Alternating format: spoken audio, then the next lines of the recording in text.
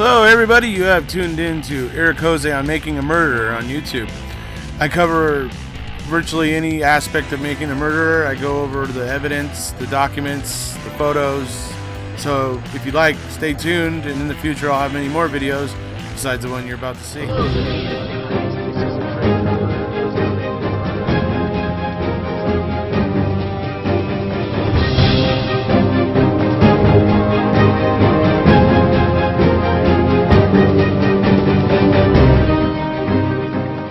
Hey there, everybody. How you doing?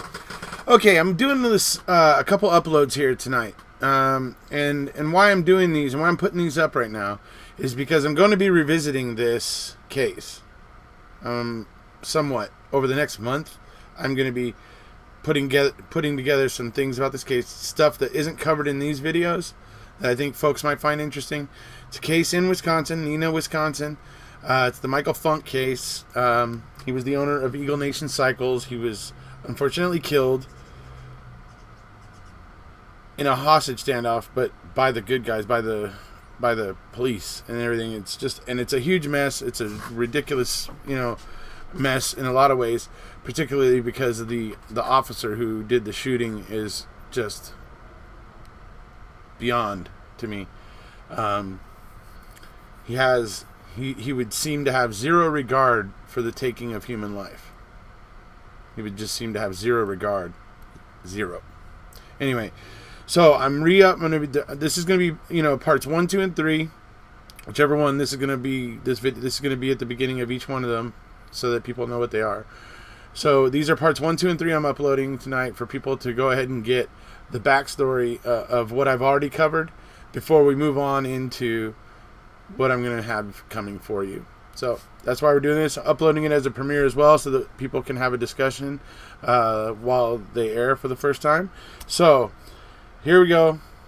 This is the case of Eagle Nation Cycles, Michael Funk, and an unfortunate situation, to be sure. Hello, everybody. We're back today to talk a little bit more about the Michael Funk, Eagle Nation Cycles hostage situation that kind of went awry over in Neenah, Wisconsin.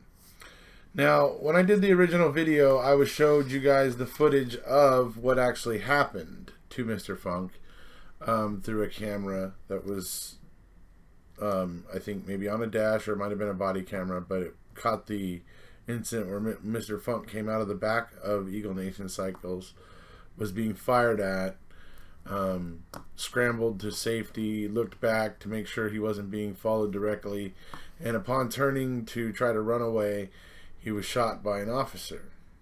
So my instinct when I saw it told me that there seemed something a little bit strange about it, because it all seemed to happen so fast, and the thing is that it's a hostage situation.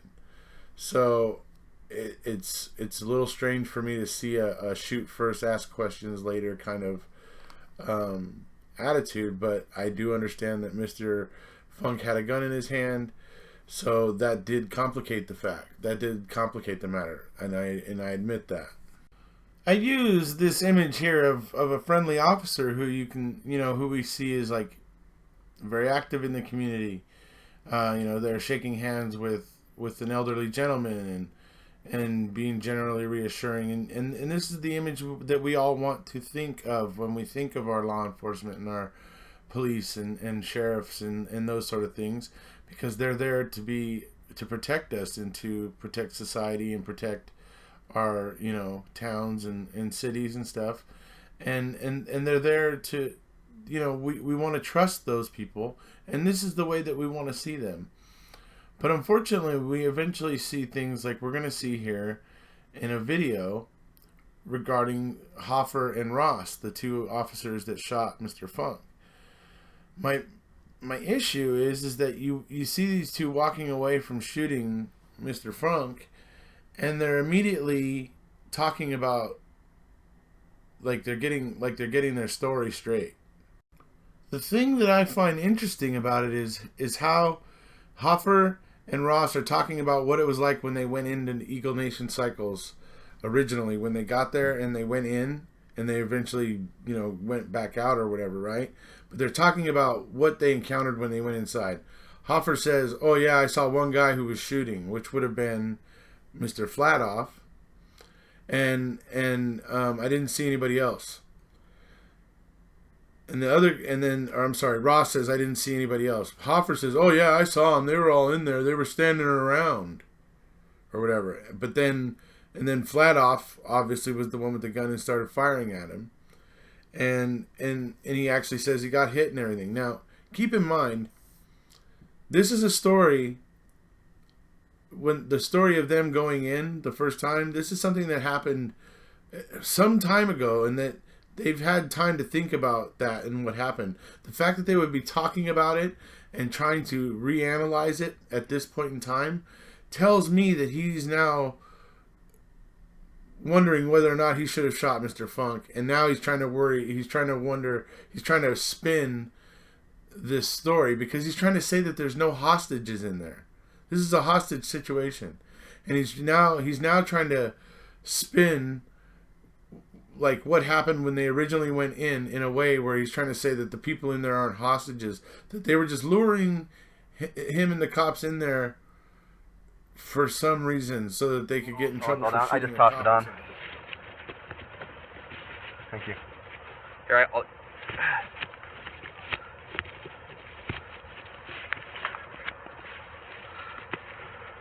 I'm sorry, that was scary as... And I'm still on too. But What's that? I said I'm still on too, but that was scary as balls.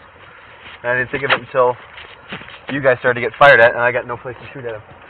Yeah, I never even got to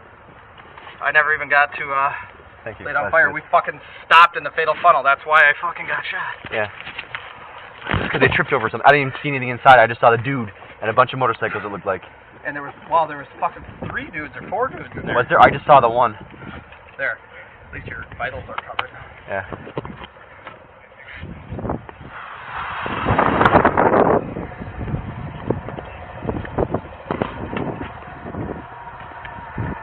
They ambushed us, motherfuckers. There was nobody in there as a hostage. No, fuck that. They were pulling. This is all to get us. Fuck that. Stupid.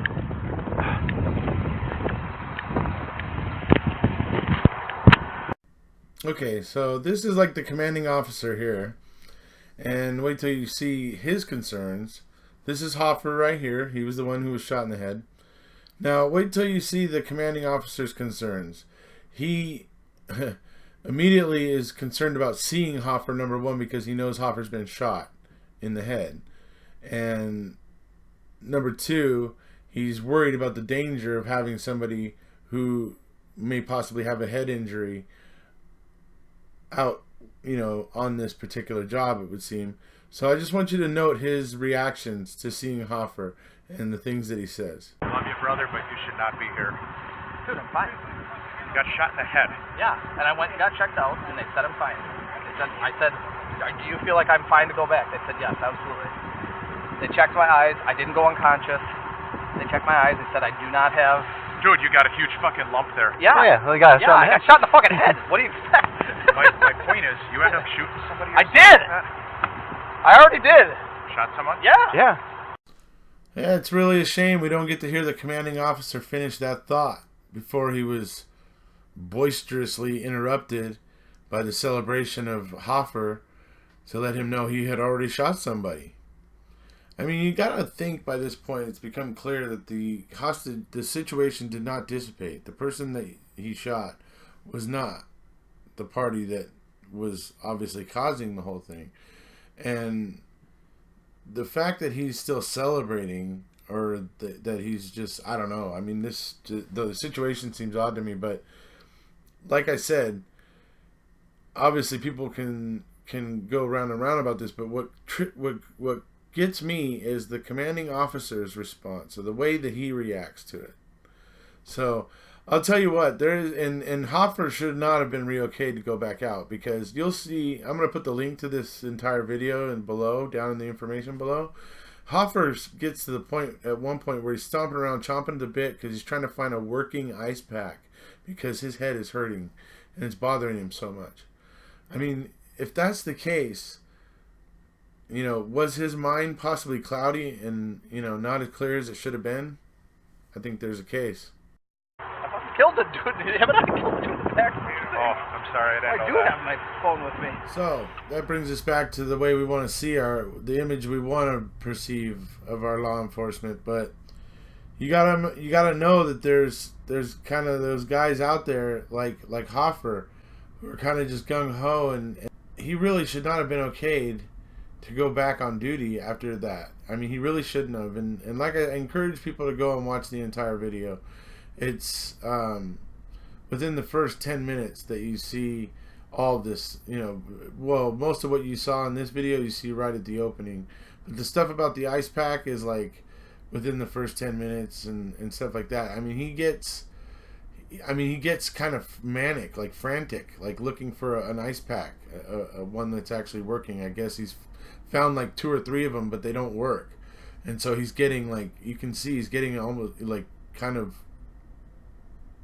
perturbed.